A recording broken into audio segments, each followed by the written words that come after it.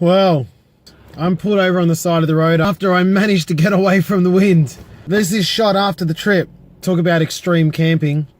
What you're going to see is a video that has me confronting my biggest fear, which is a fear of heights, and while at the same time developing a new fear of like windstorms. One of the more spectacular locations you're ever likely to see.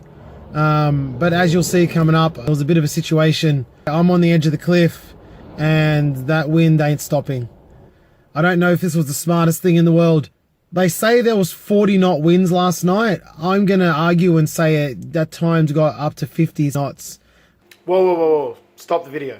Just how fast are 40 or 50 knots wind? Well, we were at 40 knots with wind gusts, I'm assuming, of up to about 50 knots. It's a low level gale force wind. That's almost 90 kilometers an hour. About 55 miles per hour. And at 40 knots, you can get slight structural damage. So we're talking tiles being peeled off roofs, things like that. Nothing major, but some structural damage. And that's what I was at on top of that cliff in my tent. And so you can understand why exactly the tent started to lift them. You go one step higher and you start hitting 50, 55 knots, which is what I believe I had gusts of. Trees can be uprooted. I saw big branches falling off trees. I was very lucky that I didn't get hit by anything. So, I mean, that's over 100 kilometer an hour wind gusts that I had. So there's a bit of an education for you. And the more I think about it, the more I think I handled it like an absolute trooper, because that was not easy. There was one moment, and unfortunately I thought I was recording it, but I didn't, where I could feel the tent lifting, and I genuinely thought that I was going over the edge. So a good video, a heart-pounding video. I hope it all comes across properly. I hope the noise of the wind comes across. So sit back, relax, grab a drink, and enjoy Hanging Rock. Extreme camping, mate. Extreme camping at its best. Ciao.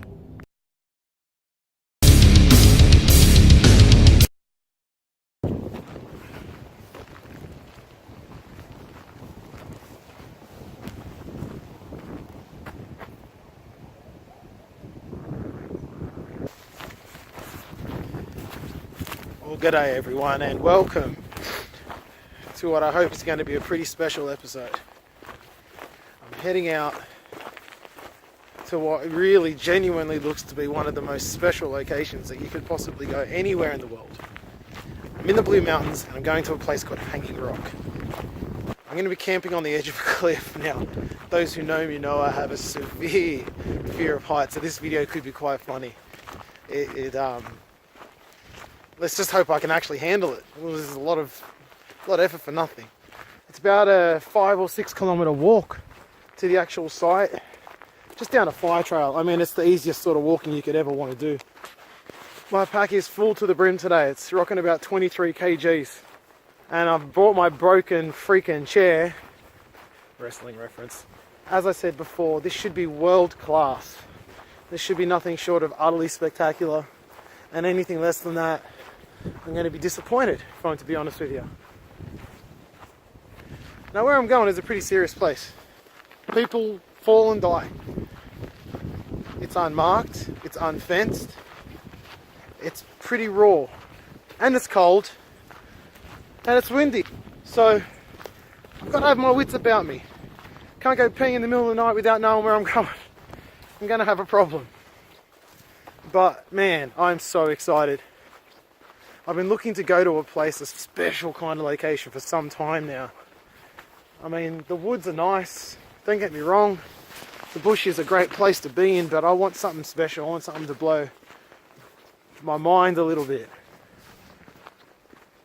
So, this is where we're going to go. We're on the Buramoko Fire Trail, for those wondering. So I'm just going to have a peaceful walk for a while, and I'll hit you guys up again when we're getting closer. Ding dong.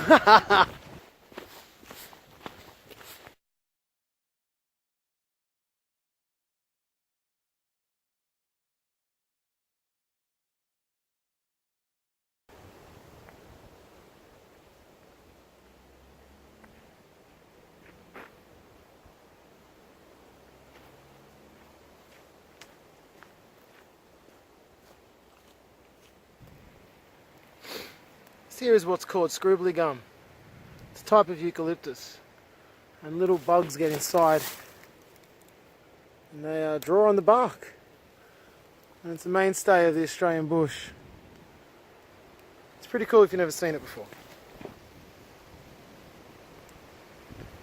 I can't stress that little bit of handwritten stuff there enough. It's only a 4-kilometre walk to get there from here, and wherever you go, this is good advice. Great advice, actually. If I'm to be honest, this bag is excellent.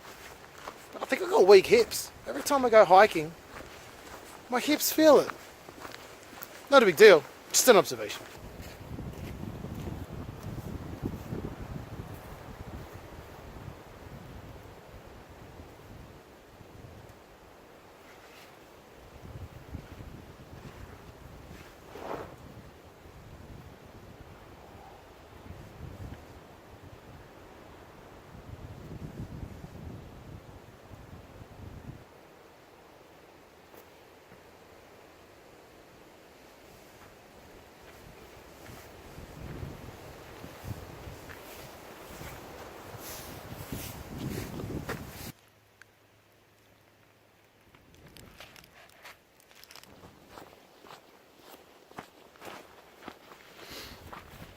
So one of the nicest things when you go on these walks is the people you meet along the way. Just had a really nice conversation with an old bloke, 85 years old and doing this track, putting me to shame, and his daughter. And just talking about the area, and he's lived in this area his whole life, and it's the first time he's ever been down here. And it just kind of gives you an appreciation of the area. It's just cool to speak to people. So guys, if you're watching this video, how you doing? So they said I was about just over halfway. So it opens up and the wind just slaps you in the face.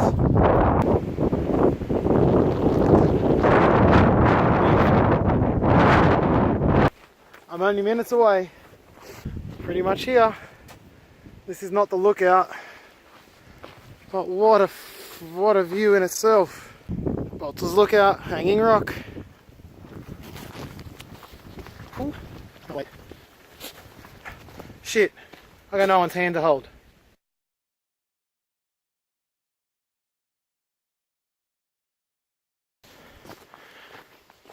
Alright, I'm pretty sure we're here.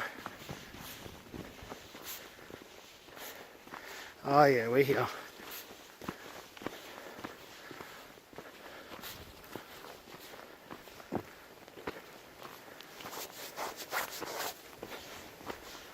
Holy. Are you serious?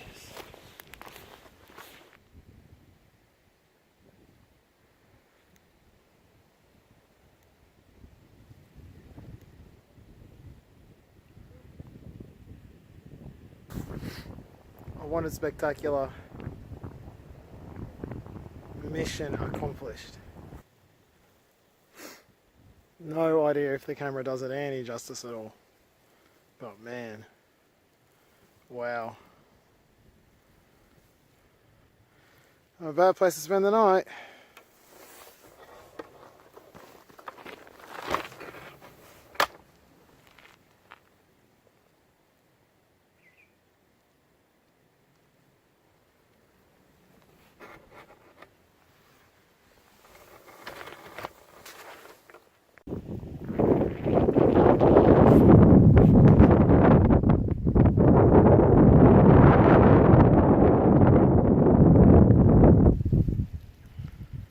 This track, it's near vertical. It's quite easy coming down, maybe so easy going up, but here's where we're going. Hanging Rock itself.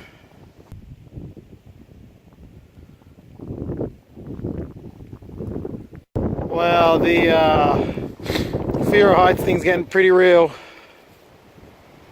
I am like, that's the edge of the freaking world right there, man. Getting nervous. I'm getting nervous. But the view is getting insanity. Just walking. I'm just going to walk down here and come to about here. You can jump over the gap and go up here, but you ain't paying me enough money to do that. Damn. Damn.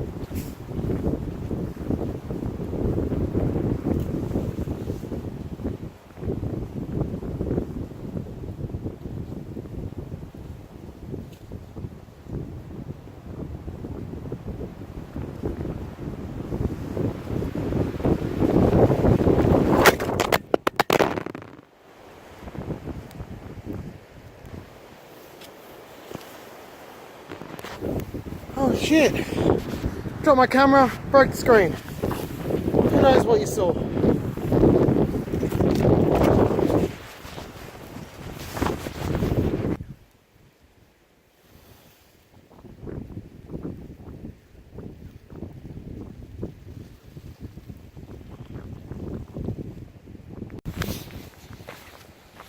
The illusion of safety, I mean, that's death there.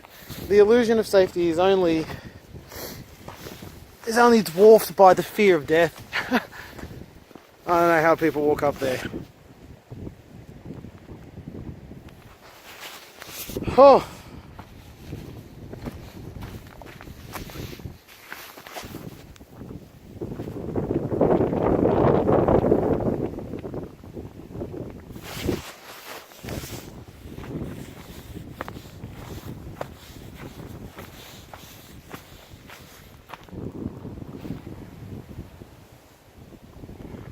There it is. Now, this looks like it's a normal path, but I ain't jumping it if you paid me.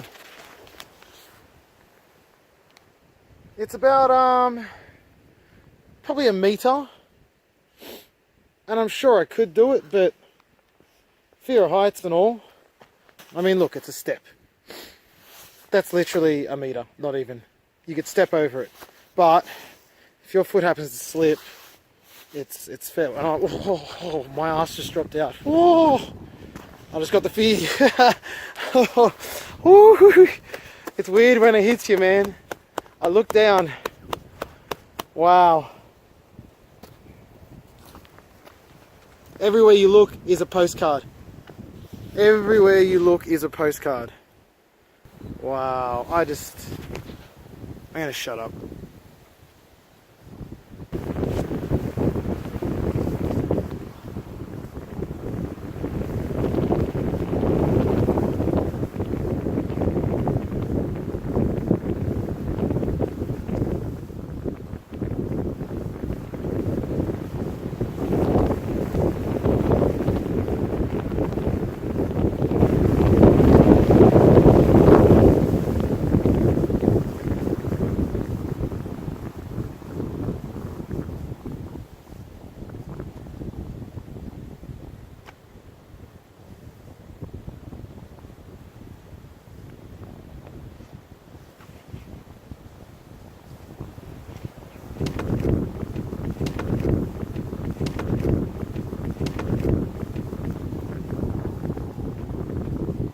Alright, it's only death that way.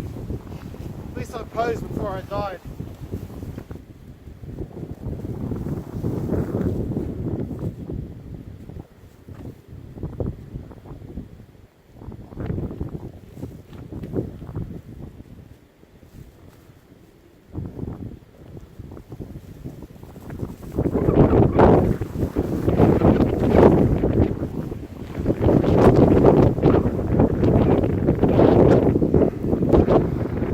That's where I walked right there. That's about where I lost the camera. World freaking class. Good work, Blue Mountains. You smashed it out of the park. Let's get back to camp and set up this tent because I'm sick of the wind already. It's like a wind in a freaking refrigerator.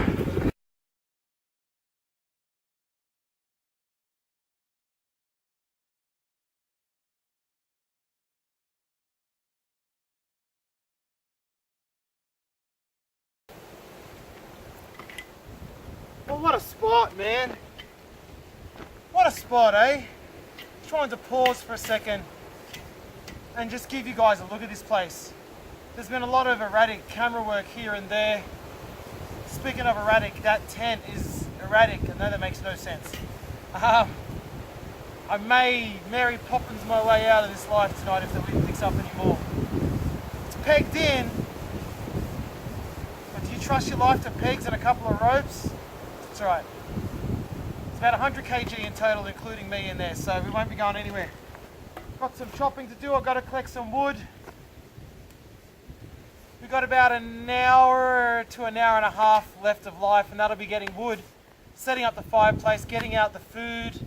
Oh man, I haven't eaten since 10 o'clock this morning, and everything you do here has that feeling that it's like, it's enhanced.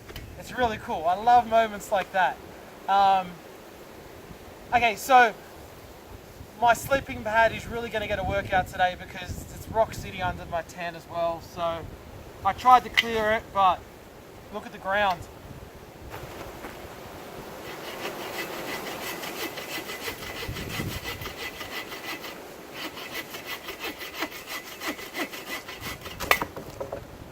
George, this is in memory of you, mate, and your Herculean effort the other week.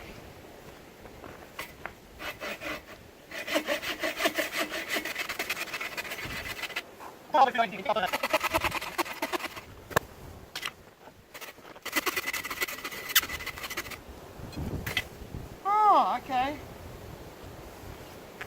At first, I thought someone had left rubbish. But someone's left paper to start fires with. That's actually kind of thoughtful. I like that.